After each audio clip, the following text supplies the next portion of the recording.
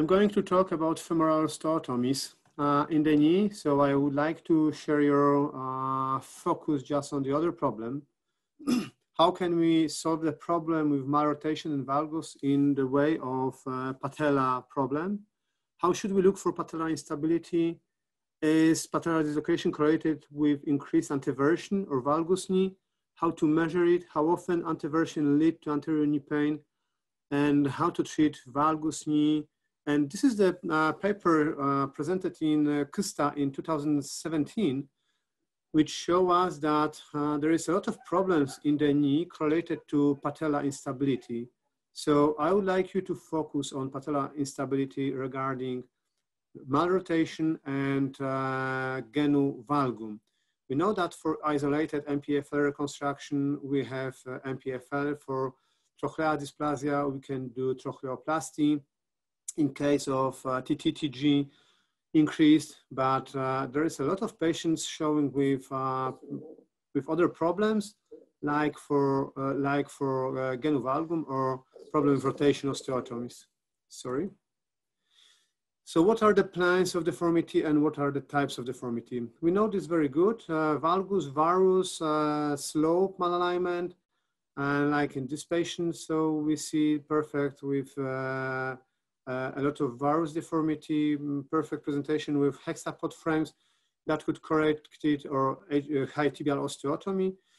But we have to remember also about the third axis, so I mean the rotation and the problem with torsional. The cora, this is almost a similar case that previous presenter showed us. I solved this problem with intramedullary nail, but what I wanted to point out is that very important information is the cora, so center of rotation angulation. It means that we should do and we should go with our correction of the deformity in the tip of the deformation. So that's almost a similar case treated 30 years ago with the plate, and that's the case after the operation, and it heals without any problems 3 months after the operation. So cora, the level of the deformity. This is excellent slide. I make a picture from the Congress in Germany. I wanted you to show that if we talk about the varus knee, which you see on the first left three diagrams, we always think that the varus means that there's a problem on the tibia. It's wrong. Sometimes we have the problem on the femur as well. You can see on the B on the left side. And we can have varus knee with tibia and femur deformation. And exactly the same situation with the valgus knee. We can have deformation on the tibia, on the femur, and on the both levels. So what is the information from this slide? Look for the cora. So look where is the deformity and what is the biggest problem of this patient. So how to diagnose the frontal plane? First of all, we need good x-rays with good shot. Don't always believe to this what is shown on the x-rays. I will show you in a moment a few slides with the wrong done x-rays. How to position the patient. Just talk with your technicians. How it should be positioned. There should be full extension of the leg. There should be something put under the leg. If there is a limb, if there is a length discrepancy, it should be corrected just to leave it on the same level because then patient compensated. And the patella or the widest part of the knee should look or should point forward. And angles, that's the most difficult part of our operation. We have to measure it, mechanical line, anatomical line. On the femur, there is a different. The most important is mechanical lateral distal femoral angle and mechanical medial proximal tibial angle. These are two most important angles for our measurement and preparation for the operation. And then you have next mechanical, and on the tibia they are the same. On the femur, there is a difference of 6 degrees between mechanical and anatomical axis.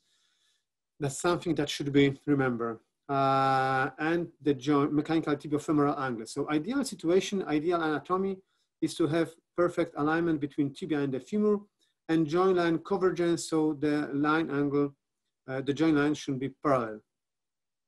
In the valgus deformity, and patella malalignment. We have 5 types of patella problems.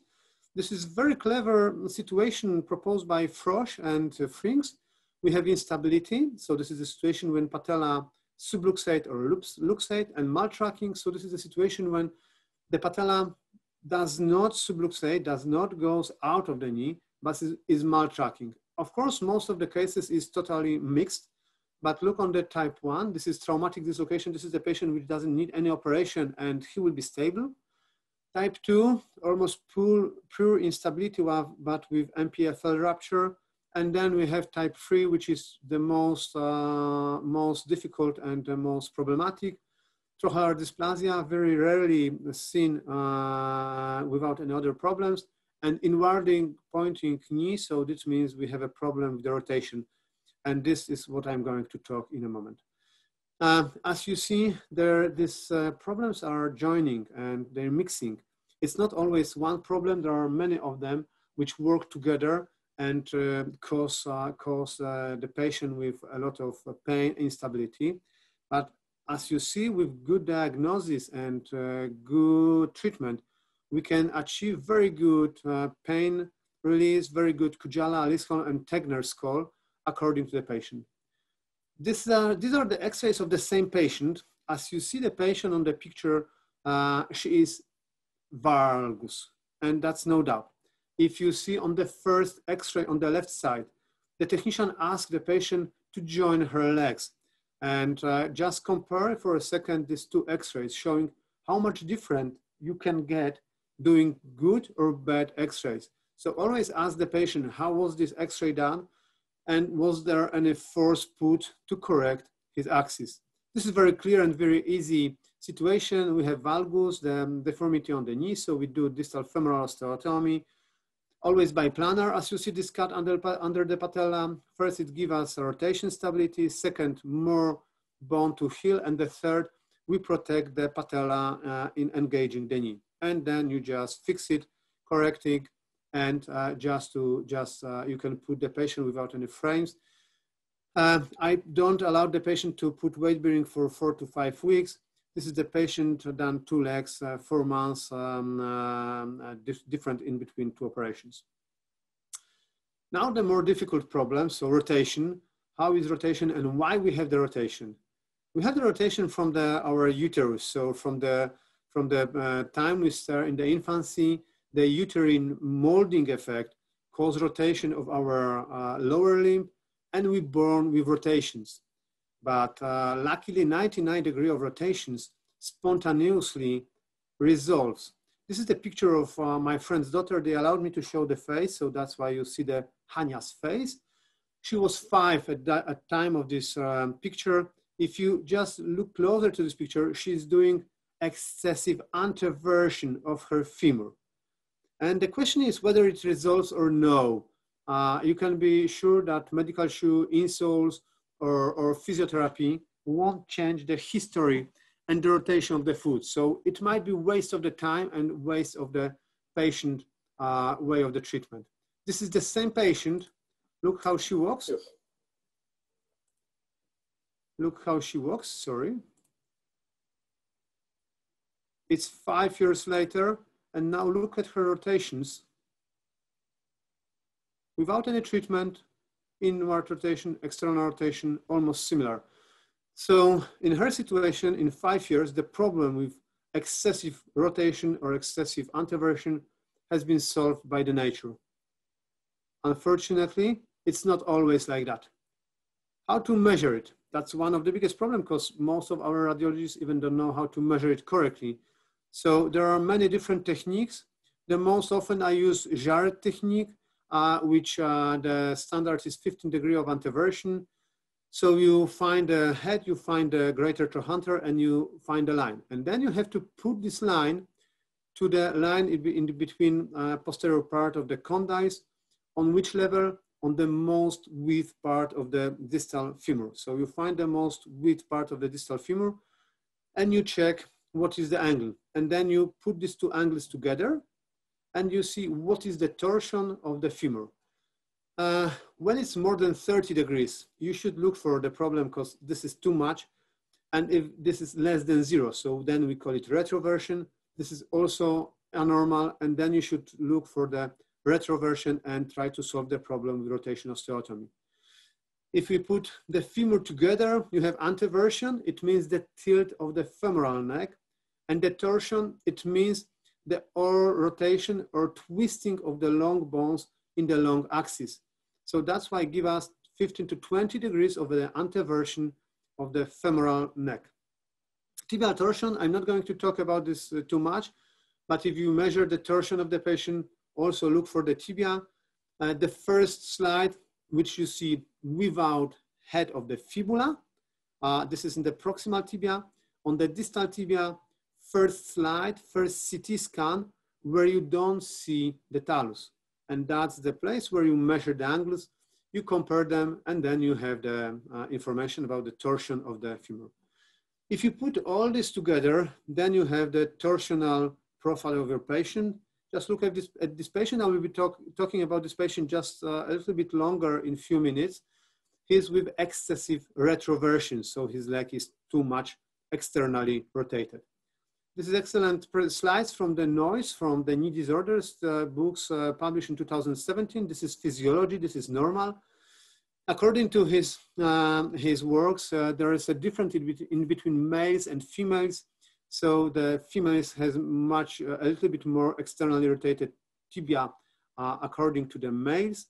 And this is the pathophysiology. So this is the situation when we saw a young gentleman, he's 12, walking with excessively inward patella. And during the examination, look how big internal rotation he's got and not mucher or not bigger external rotation. So if you have a patient in which you see more internal rotation, like on this patient, than external rotation, then you should focus about his rotational and torsional profile of his lower extremity, because that might be his problem. So what can malrotation do to the lower limb? In 99% cases, nothing. It's good. It resolves by itself. The patient that we see, this is this 1%. This is this 1% of the patient which has the problem. In most cases, tibiofemoral instability, patellofemoral joint, cartilage damage, anterior knee pain, inability to do sporting activities, limping. Very rarely hip problems, like mainly femoral acetabular impingement, and ankle and foot also very rarely. Why patella? Because in most cases of this instability, it leads or it causes excessive osteocartilage damages, as you see on these pictures, with huge flakes or flake bones, flake fractures, like you see on this case, due to patella instability, osteochondral fracture from the patella, and also injury to the lateral femoral condyle after the luxation of the patella. So that's a huge problem. And why is it so? Because in the situation of malrotation or rotation malalignment, we put the femur out from the patella. So inward facing, inward twisting of the femur cause patella too much or too excessive forces on the lateral facet, and it causes instability, pain, and cartilage damage on the lateral facet of the patella and also on the femur. When we change this rotation, this is the experimental works from 89. If you see on the rotation how changes the forces, this is the pressure. So with the internal, so big anteversion, how much forces, how much pressure you have on the patellofemoral joint, and look how they goes down when we externally rotate it. So we slide the femur out of the patella or under the patella. This is the case of the patient with, that's the young girl. Look at her instability. So that's the situation when she has severe anteversion. Look on this examination, much more internal rotation than external rotation. And this rotational malalignment cause to this situation. We have fixed patellar subluxations on the both sides. How to treat it? How to solve the problem? Do the X-ray, you see the subluxation of patella, you see huge bump. So now we have a problem, It's two-level problem. We have huge anteversion, and we also have dysplasia of the trochlea with fixed subluxation of the patella. This is her torsional profile. She's got anteversion 55 degree. Look at her patellofemoral joint. It doesn't exist. She slides, she glides the patella on the lateral part of her femur. That's the operation. So that's the trochleoplasty done during the one-stage procedure. And just after we finished trochleoplasty, I did the rotation osteotomy. I do it with a retrograde raft nail, which I put from the antegrade. I do the rotation. I control the rotation with normal Steinmann pins, and then rotate the leg and put the nail inside. This is after the operation. Look how smooth and how looks better the trochlea. Look how I change the rotation. You probably would be terrified with this picture, but this is the same patient 3 months after the operation.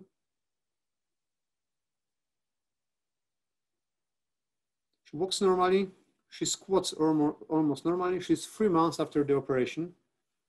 And as you see, the osteotomy is totally healed. And that's her flexion with good malalignment. It's not the same patient which you saw with the red socks, but this is the same problem, the same operation. Retroversion, look at this spot. It's very typical for this patient. I just want to show you the same patient. His retroversion was 9 degrees. As you remember, it's up to 0. So everything what is retroverted is atypical. His problem was that he was sent to me for Achilles contracture in the flat foot, and the proposition was him to do the Achilles lengthening and to do the flat foot correction. And that's the same patient. This is a day after the operation, and this is 3 months after the operation. So the same operation done, but femur was rotated inwards. So I changed the rotation to 25-degree internal rotation of the femur. So we had 9 degree of retroversion, 25, we have 17 anteversion at the end. You would probably say that my countings are not exactly the same. Remember that we always have some kind of curing where there is a problem with the measuring. We do it how we see. So there is always place for our wrong counting, and 5 degrees is acceptable. And that's the most tough case. We have all together. So we have severe anteversion, we have valgus, and we have also external tibia torsion. So we have a problem of the rotation of the tibia, rotation of the femur, and valgus. I asked my colleagues to help me with the 3D planning, and we decided to put the device to put one cut on the tibia, and then correcting valgus, we made a rotation, and we correct rotation on the tibia. It allowed us to put the tibia plate exactly on the place of our kinchers, of our wires. And then the same situation, so rotational osteotomy of the femur, and it heals very well after 4 months. Remember about one information for your patients, that when you do any rotation, the patient will need at least 1 or 2 years to compensate this what you did with your axis, because he will walk differently. He must to change the position of his pelvis. The gluteal muscles must start to work differently. So remember to warn your patients that after this operation, he will heal the bone fast, but he will have to learn again how to walk normally, and it will take him more or less 1 or 2 years. So for conclusion, there is a correlation of patella dislocation with valgus and anteversion of the femur. So please remember that if you have a valgus patient, distal femoral osteotomy is very good solution for the patient. If you have anteversion or valgus with patellar chondropathy, you have to be remembered that this will lead you to patellar chondromalacia and intertrochlear chondromalacia. And retroversion is pathology. And remember that most of this problem will solve with the age, I mean the rotation. So if you have rotation malalignment with the patient which is more than 13, 14 years old, unfortunately, it won't resolve by itself, and think about rotational osteotomy. If you have a valgus more than 4 to 5 degrees and patella problem with malalignment or instability on cartilage wear, just remember about osteotomy and varization osteotomy. Thank you very much.